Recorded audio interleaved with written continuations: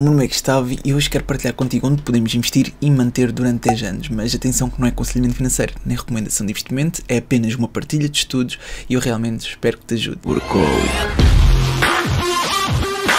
Agora, antes de começar, quero agradecer à XTB por apoiar este vídeo. Eles têm 0% de comissões tanto em ações como ETFs, têm um valor mínimo de transação de 10 euros e condições válidas para volumes mensais até 100 mil euros. Em transações acima deste limite é cobrado uma comissão de 0,2% no mínimo 10 euros. Eu também gosto de referir que no pressário, e atenção que é importante vermos o pressário seja em que corretora for, eles no pressário têm uma taxa de conversão de 0,50%, tanto na compra como na venda. Ou seja, se comprarmos uma ação americana e estamos a converter, por exemplo, de euro para dólar, vamos pagar esta taxa de conversão de 0,50%, tanto na compra como na venda. Por isso é importante saberes isto.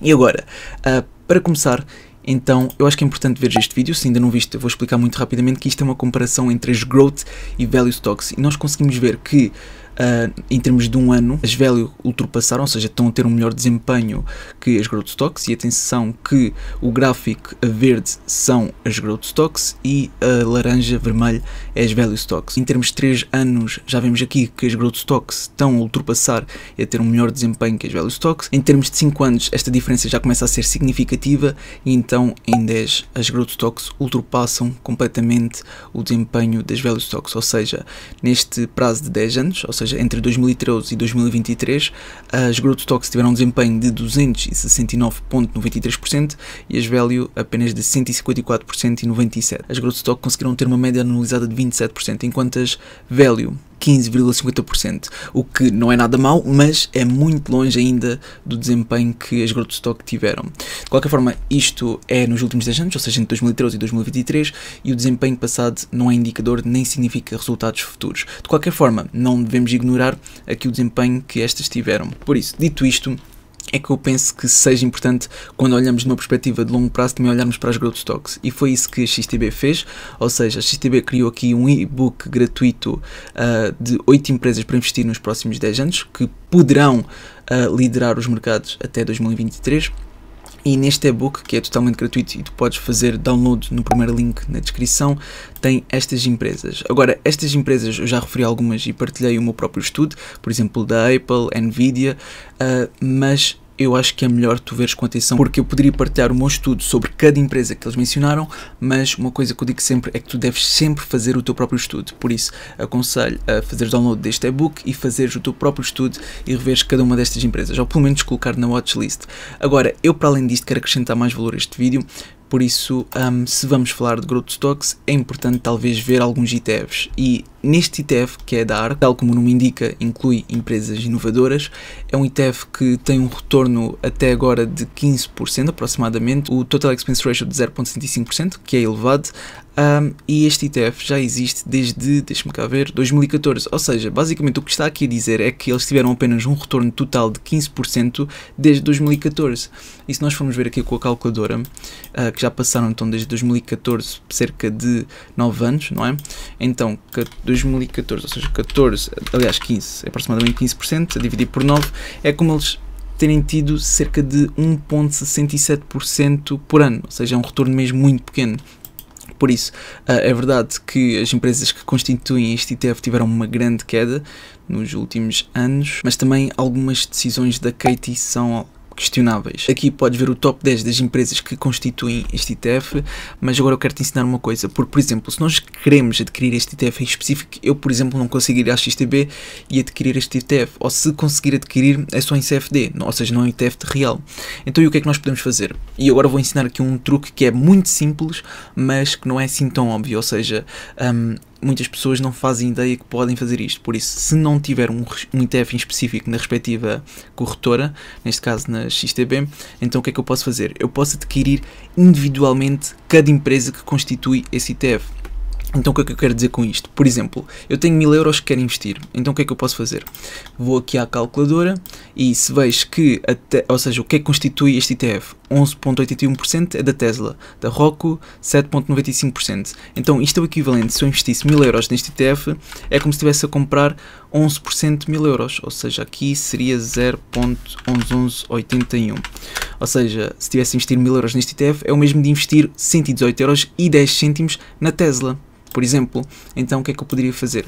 Poderia vir aqui à XTB, procurava aqui por Tesla Stock, nós até podíamos, para não pagarmos a taxa de conversão, comprar aqui da Bolsa Europeia, que é aqui este, e depois passar para aqui, abrir um novo separador, nova ordem, e agora comprava o equivalente, neste caso era 118 euros, aqui está, 118 euros e 10 cêntimos. E depois isto dava-me 0,56 desta ação, o que é ótimo, porque eu não queria pagar mais por isso. Por isso eu acho que isto é muito bom para quem quer constituir, digamos, um ETF e não haja na respectiva corretora. É assim, outras corretoras podem não ter ações fracionadas, por isso é que tens que escolher a corretora de uma forma que vá de encontro aos teus objetivos. Mas pronto, aqui neste caso na XTB é o que tu podes fazer, ou seja, 118 euros e 10 cêntimos da Tesla, depois irias continuar a adquirir. E isto é claro que demonstra o top 10 que constituem este ETF, mas se nós clicarmos em Full Holdings, então podemos ver a lista completa, ou seja, na verdade este ETF é constituído por 29 empresas, mas, por exemplo, se eu investisse 1000 euros, a partir aqui da empresa 23, que é a Palantir Technologies, aconteceria que já era 9,40 € se as minhas contas estiverem corretas. Por isso, como o mínimo, como nós vimos aqui anteriormente, é 10 euros, então a partir da Palantir teria que investir 10 euros, ou seja, se quisesse a Palantir aqui seria 10 euros, a Twist 10 euros, Ceres 10 euros, etc. Pronto, e claro que quem gosta muito poderia fazer isto mensalmente conforme a sua estratégia. É claro que não é aconselhamento nem recomendação de investimento, cada um sabe conforme os seus objetivos se faz sentido ou não, mas tu nunca terias aqui uma ação real até completares pelo menos uma unidade. Ou seja, se eu comprar, por exemplo, 10 euros da Palantir, não iria ter uma ação real e teria que ir investindo mensalmente até realmente completar uma ação real, e só é que seria mais seguro, porque a custódia, neste caso, já seria numa entidade externa. Pronto, é só para tu teres uma boa noção dos riscos inerentes aqui quando nós investimos. De qualquer modo, eu dei aqui o exemplo da ARK, mas tu tens outros ETFs. Por exemplo, se tu procurares por este que é empresas inovadoras dentro do setor da saúde, que até tem um bom fund size, infelizmente tem um total expense ratio, mas tudo o que é disruptivo, inovador, etc, é tudo com um grande total expense ratio. Acho que nunca vi uma com, por exemplo, 0,10% de total expense ratio, sendo um ETF deste tipo. De qualquer modo, esta penso que seja dos maiores que tem fund size, pelo menos que eu procurei aqui no Just ETF. De qualquer modo, a volatilidade é sempre muito grande. Este por acaso existe desde 2016, também tem um bom desempenho, ou seja, pelo menos em 2020 tiveram aqui um desempenho de 39,30%, em 2021 já não foi tão bom, em 2022 foi péssimo. Aliás, eu digo péssimo, mas não foi assim tão mal comparativamente a outras empresas nesta área. Por isso, se alguém estiver interessado num ETF que esteja dentro do setor da saúde, mas de empresas, digamos, inovadoras, até podes ver qual é que é a composição. Então está aqui um ETF que me parece, pelo menos para mim, interessante, ok? Como eu disse, 94% é constituído por empresas dentro do setor da saúde, e tu podes ver que até está bem diversificado, na minha opinião, porque 65% é de empresas nos Estados Unidos e os restantes 35% aproximadamente é de empresas de noutros países. Por isso acho que até está ok em termos de diversificação de países. Por isso é um ETF interessante que vale a pena ver. Eu depois também guardei outro ETF de empresas disruptivas dentro do setor da tecnologia, que é este aqui. O fund size já não é tão grande, o total expense ratio é apenas um bocadinho mais caro, a volatilidade continua elevada, e aqui só existe desde 2020, ou seja, não existe ainda muitos dados, mas conseguimos ver que em 2022 o desempenho foi péssimo. Aliás, podes ver que em todas o desempenho tem sido péssimo, mas esta ainda foi mais agressiva, ou seja, o risco inerente a este ETF penso que seja ainda superior. Porque se formos aqui ver, a composição já é 70% dos Estados Unidos, 30% dos restantes países, 50-60% de tecnologia e depois noutros setores, e pronto, é constituído por Nvidia, Fortinet, Microsoft, Palo, SAP, Oracle, etc.